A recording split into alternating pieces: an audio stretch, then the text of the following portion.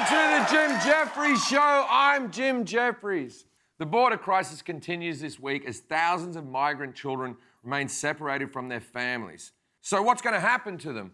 Let's take a closer look in our segment, Oh God, This Is Sad. Is there anything we can even joke about? It. Let's have a go. Just days after signing an executive order that supposedly ended the family separation, Trump now says we should deport all illegal immigrants immediately without due process. But hey, Trump says it isn't even his idea. The president reminding people in a tweet this morning that this was a problem during the Obama administration. The president writing, quote, such a difference in the media coverage of the same immigration policies between the Obama administration and ours. Sure, yes, it's true that Barack Obama deported almost 3 million immigrants and he oversaw the widespread detention of immigrant families. What he didn't do was take away kids and put them in cages. And anyway, aren't you Republicans against everything Obama did? If you really think it was his policy, why wouldn't you stop it? I bet you'd repeal it if they were called Obama camps.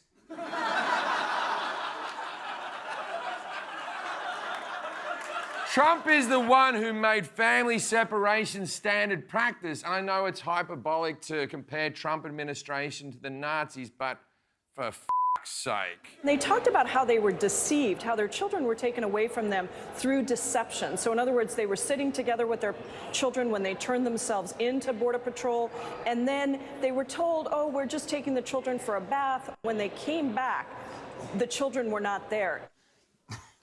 You're actually saying you're taking them to bathe, like to the showers. You really don't see the parallels. Okay, not the showers. I mean, I'm taking your kids on a choo-choo train. No, I'm taking your kids to the eugenics lab. I'm really bad at not being a Nazi.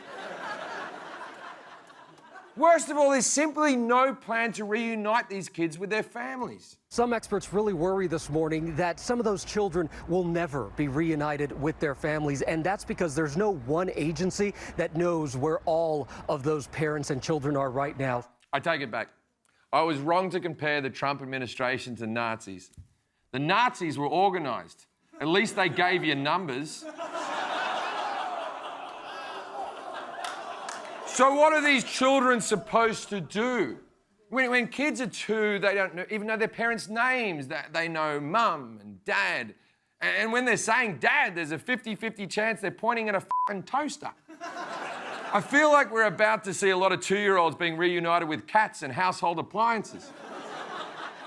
According to Trump, these families are criminals swarming our borders. And to make his point, he held an event with parents of people whose kids were killed by undocumented immigrants, which is an awful thing. It's a tragedy for those families, but that doesn't mean that every single illegal immigrant is a violent murderer. You can have an event like this with any group of people. Look, here's a press conference with people whose loved ones were killed by redheads. Here's one for people whose kids were killed by bears, who incidentally are also undocumented. Here's one for parents of teenagers killed trying to have sex with a vacuum. We got to get rid of these Hoovers out of the country. The Democrats are soft on suction. Immigrants seeking asylum aren't violent gang members. Gang violence is what they're seeking asylum from. So much of the exodus across the U.S. border has to do with violence. 60,000 Salvadorans, double the police force, are gang members in a country with the highest murder rate in the world for young people under the age of 19. That's why separating families is not going to stop immigrants from coming here. Their choices are possible family separation or death. Both terrible options. But personally, I'd always go for the one without the death. You're that worried about gang members being here in the United States? Then by all means, detain children. I'm sure those orphan kids will grow up to love the country that ripped them away from their parents. Kids join gangs because they don't have a strong family connection.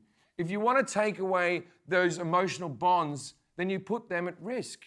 That's why Tiffany Trump is a Crip now.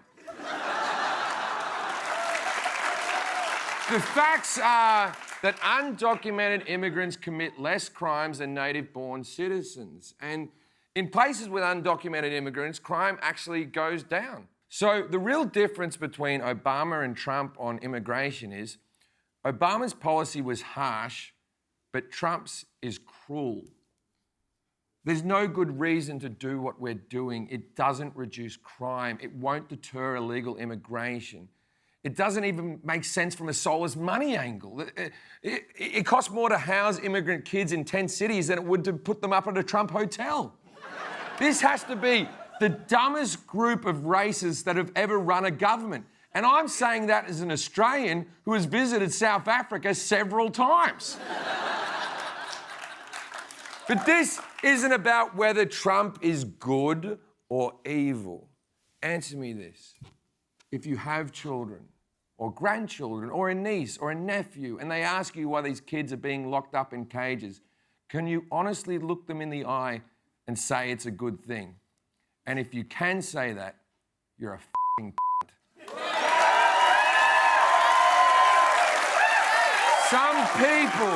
Some people might argue when it comes to politics, you're not supposed to let your emotions get in the way.